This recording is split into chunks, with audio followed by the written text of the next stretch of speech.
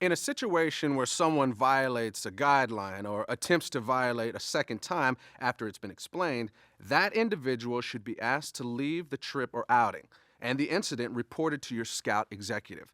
Now, let's rejoin our conversation and hear about guidelines related to peer sexual abuse or bullying. All set? You bet.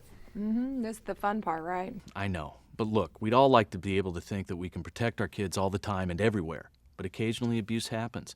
And let me just say that each of you should feel a responsibility to enforce the guidelines, correct and document rule violations, plus report the violations to the person in charge as well as the scout executive.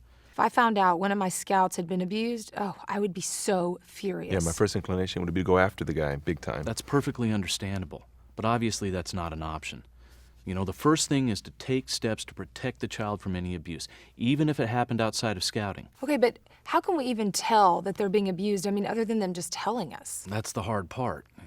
You know, the best indicator is a child telling you someone hurt him or scared him or made him feel uncomfortable.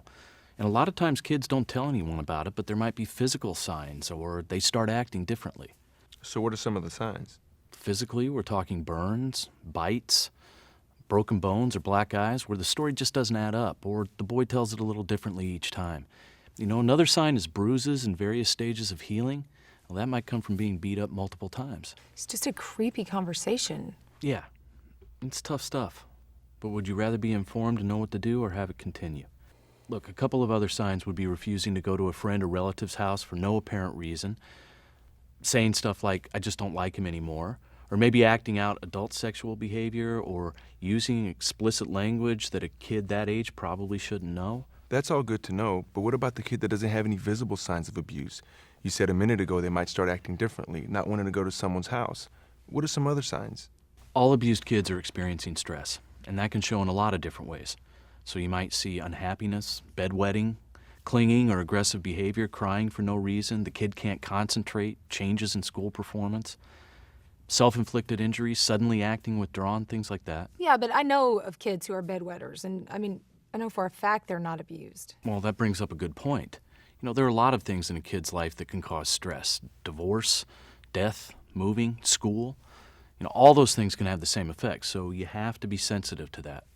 So, okay, the best indicator is a boy coming forward and telling you what's going on. What if he's lying? That doesn't happen very often, and in any case, it's something trained investigators deal with. But it would be horrible to turn someone in and then find out they were innocent. Yeah, that's true.